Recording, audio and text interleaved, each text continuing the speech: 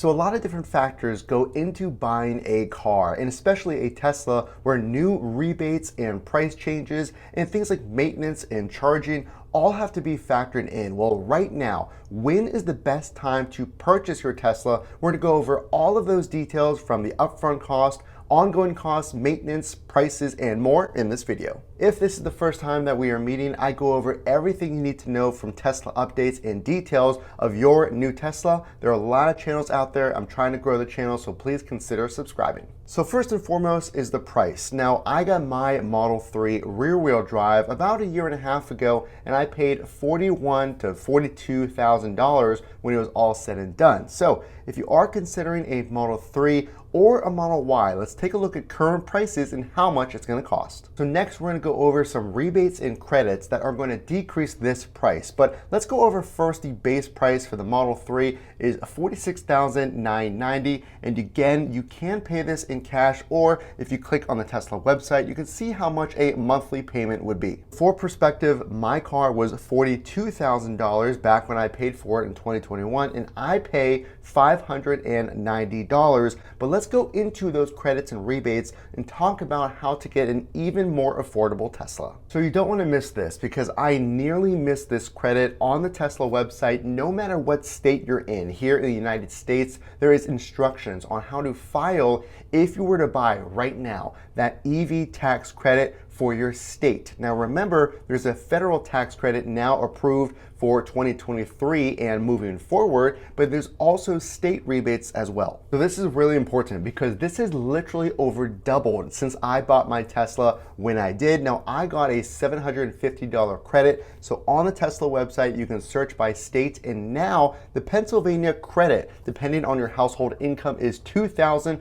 to $3,000 rebate available for new or certain used EVs. And again, mine was $750. So check out the Tesla website to see what those rebates are in your state. Now this one I want to briefly touch on. Now at the time of making this video, there's only a few weeks of December, and there is a $3,750 credit, $3,750 if you take delivery in this month of December 2022. But if you are watching at a future time and you're still thinking about, well, when should I buy? Let's go over some more details about the upfront cost and the ongoing cost. Now, it's most likely you're going to have to put some kind of down payment down if you are financing your vehicle. For perspective, I put down $4,500. And then don't forget, there's also sales tax as well. So my total out-of-pocket cost is this. In addition to the cash out of hand, again, if you are financing your vehicle. Now, if you're leasing your vehicle, I just want to let you know, we talked about those credits and rebates. At least at the federal tax credit, that EV tax credit, there is no EV tax credit for leased vehicles. So we talked about the upfront cost when you finance with that cash out of hand, but once you take your Tesla home, there's also the upfront cost of installing a charger at your home, and this is new. So now the mobile connector, the actual cable that you need to plug in your car to the charger at your home, there's two different upfront costs. One, you can expect around $500 to install a NEMA outlet. At least that's what I paid. You can go on the Tesla website and get quotes and contact information for certified Tesla electricians to install a NEMA outlet.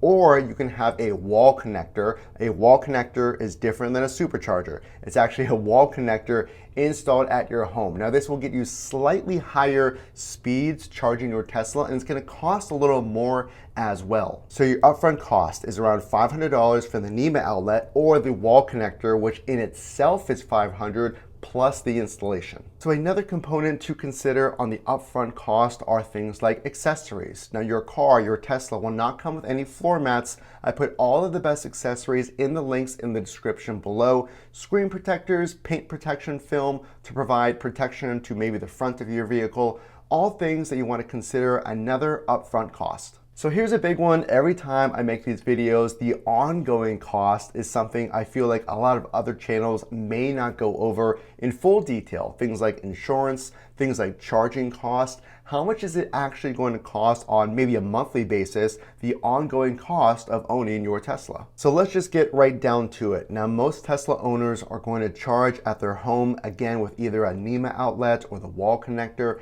In my cost, I have a NEMA charger, which is a 1450, same kind of outlet that you would use for things like a dryer or heavy duty appliances.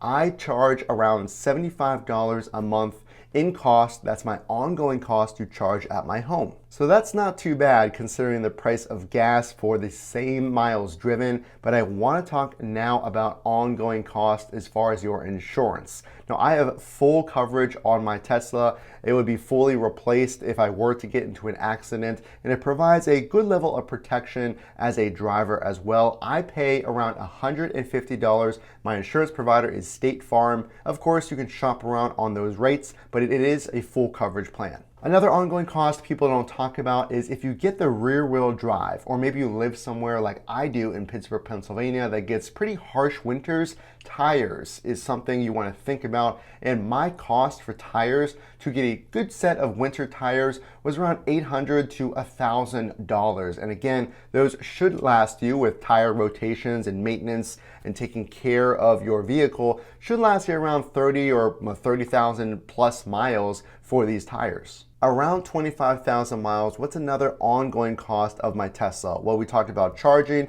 we talked about insurance and my monthly payments in the beginning of the video, again, which is $590, and things like tires. Well, what are some other maintenance costs to your Tesla? I've paid nearly zero, aside from taking it in for my occasional inspection. The maintenance on a Tesla is very, very low. But let's go on to the next big consideration if you're thinking, well, when should I buy my Tesla? Probably the biggest answer that you may be looking for in this video is timing. Now, the unique thing about Tesla is they set their prices. There's no negotiating, there's no dealership wasted time going in and escalating your request to the manager and trying to get a lower price. It's very cut and dry. But because of that, Tesla's prices really do fluctuate based on things like supply and demand and the cost of materials to make things like their batteries. So when is that perfect timing, that narrow window where you can maybe get a price decrease from Tesla? When should you purchase your vehicle based on the price changes? So here's the thing, over the past year and a half since I've owned my Tesla Model 3, we've only seen price increases. It's really hard to say exactly when Tesla will lower prices or lower them significantly. But what I will tell you is you want to be ready. So if you have $4,500 down and you're ready to make that down payment, it's really just a waiting game in deciding when you need your Tesla. Now, if you just want to take delivery, you can order at any time, but there's no guarantee that Tesla won't decrease prices over the next few months. But what I will tell you is you want to be ready. So what I would do, in my opinion, I was ready to trade in a current vehicle. But what I want you to do is shop around those trade-in prices from Carvana, from Tesla, from Vroom, Driveway. I've gone through this exercise and I've found that the trade-in offers vary greatly. So my advice to you is be ready. So whether it's that down payment and shopping those trade-ins to just understanding which Teslas qualify for that EV tax credit, make sure to subscribe because we're going to give you all of those details. So when you're ready and the prices are right, you can order your Tesla. So when should you order your Tesla and can you afford a Tesla? Well, we went over number one, things like the price, the ongoing cost and the upfront cost, and what I paid for my Tesla and more. So hopefully this helped you. If you gained one thing out of this video, guys, please consider subscribing. I really am trying to grow the channel and hopefully do this full time one day. Again, the only way I know that you're out there watching is also to drop a like. Again, this is Matt from Frunk to Trunk. We will see you in the next video.